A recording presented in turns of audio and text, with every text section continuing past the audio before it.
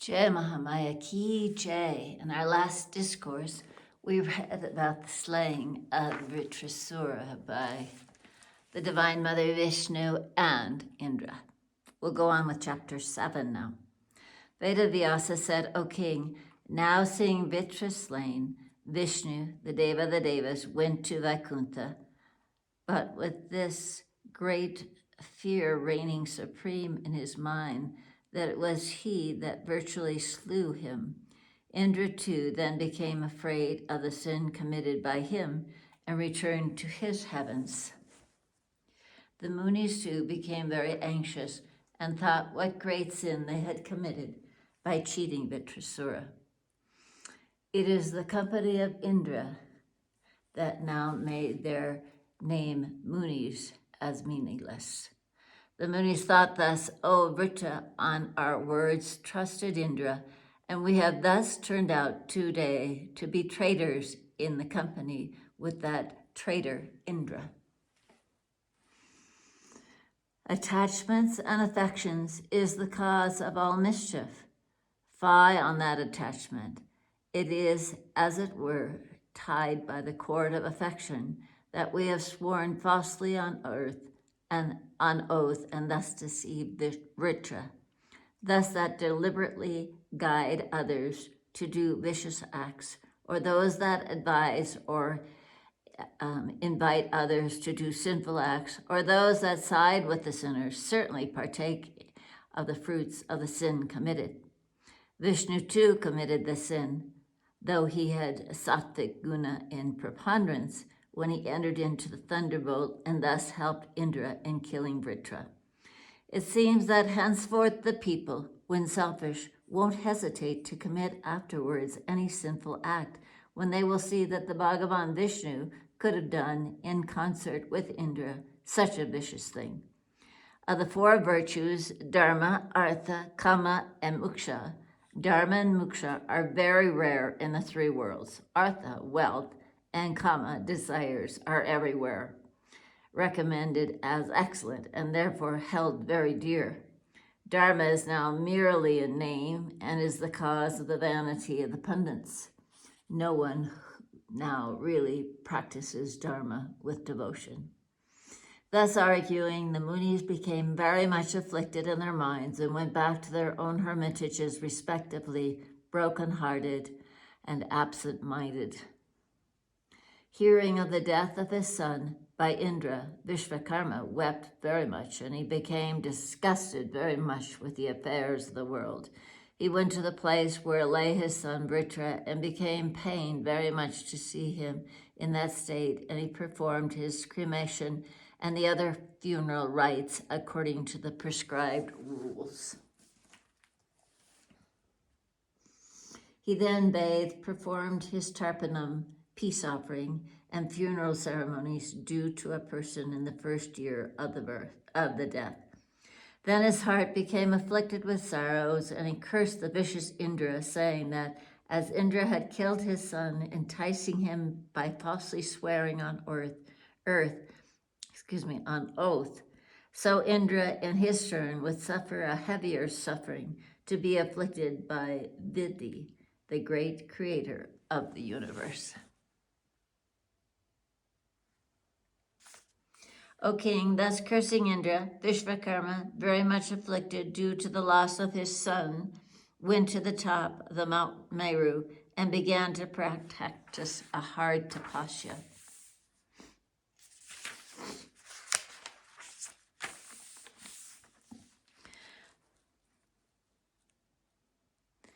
Now, Janamajaya said, O grandsire, tell me what happiness or pain did Indra derive by killing Vritra, the son of Vishvakarma? Vedavyasa said, O fortunate one, what are you asking, and what is the nature of your doubt? The fruit of one karma is certainly to be enjoyed, whether it be auspicious or inauspicious, be he weak or strong.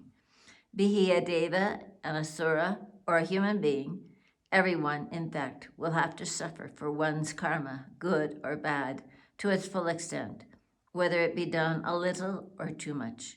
See, it was Vishnu that gave advice to Indra and entered into his thunderbolt and helped him when Indra was ready to kill Vritra. But when there had been Indra's difficult time, Vishnu did not help Indra in any way. Therefore, King, it is clear that when one's time is favorable, everybody turns out friends. But when fate turns adverse, nobody is seen to come forward to help. When fate is against anybody, one's father's, mother's, wife, or brother's, servant, friend, or one's own son becomes quite incapable to help anybody. The man who does good or bad acts suffers for his deeds. When Vritra was killed, everyone went back to their respective homes, but Indra, the lord of Sachi, became very much deprived of his energy and brilliance due to the sin of killing a Brahmana. All the Devas then blamed him as the killer of a Brahman. They taught that no other body would have been able to even indulge the idea of killing a Muni who was an intimate friend and who placed full confidence on him when Indra had sworn on earth that he would be a friend to Vritra. Everywhere, then, there was this gossip in the assemblage of the gods, in their gardens, at the meetings of the Gandharvas, that Indra had deceived Vritra, who had relied on him, on the words of the Munis, and then killed him by pretext, and so had done, indeed, a horrible crime. Indra had now forsaken the eternal proofs of the Vedas, and he had become a Bauda, therefore he could have easily killed Vritra. No other body save Vishnu and Indra could have acted contrary to their words, as clearly evidenced by the manner in which Vritra had been killed. These remarks, similar to those mentioned above, became everywhere current, and Indra heard all of them, tending to his own disgrace. Fie on the man's life that is blamed everywhere. Fie on that man whose fame has been marred amongst the people. Such a person becomes laughed at by his enemies when seen by them in this way. The royal saint Indra Yuma Rajarsi was made to get down, though sinless, from heavens when his good deeds expired. Why then would not vicious persons be made to descend? The king Yayati had to get down from heavens for his very little fault and had to pass 18 yugas in the form of a crab.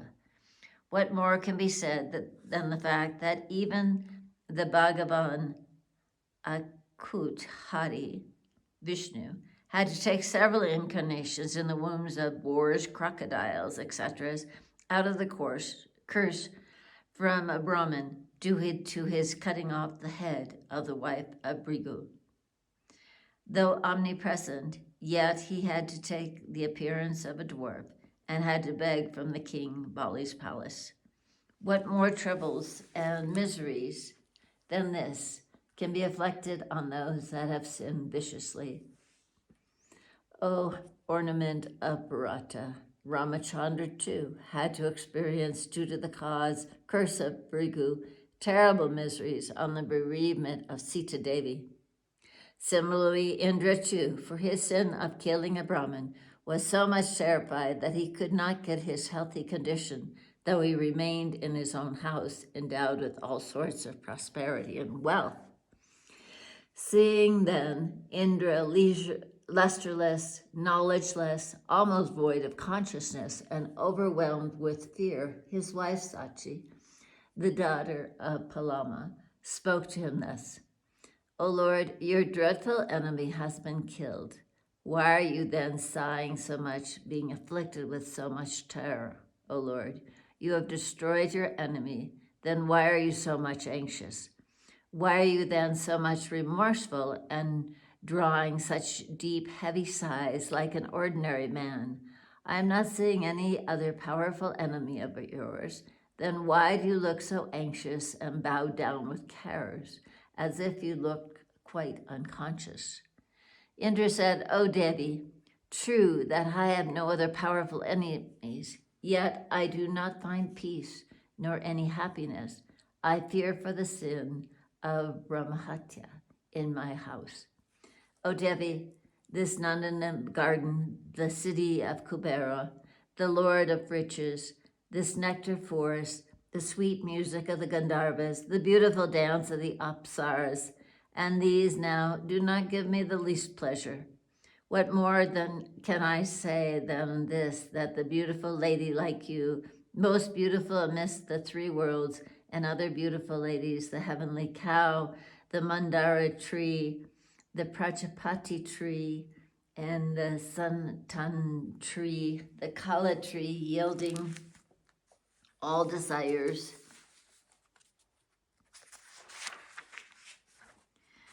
and the saffron tree and others cannot give pleasures to me. What to do? Where to go? So that I get happiness. Oh, beloved, the thought makes me uneasy, and so I am not able to get happiness in my own thoughts. Thus speaking, his most distressed wife,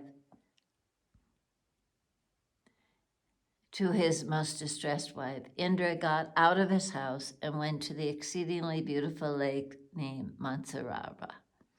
Indra then entered into the tubular stalk of the lotus, his body becoming very lean and thin out of the fear and sorrow. Nobody could recognize him, as he was overpowered by his terrible sin. He then began to behave himself as regards fooling and enjoying, like a snake, and he became overwhelmed with thought, helpless, and his organs were out of order. He remained hidden in the water. When Indra, the king of the Devas, thus fled away out of fear of his great sin, the other Devas became very anxious everywhere. Various evil signs manifested themselves. The Rishis, Siddhas, Gandharvas were very much panic-stricken as various disturbances and violent symptoms covered all over the world without any king. Grains began to grow very scantily due to want of rains. The streams were almost dry, and very little water was there in the tanks. In such a state of anarchism, all the inhabitants of the celestial regions, the Devas and the Rishis, consulted and installed the king Nahusa in the place of Indra.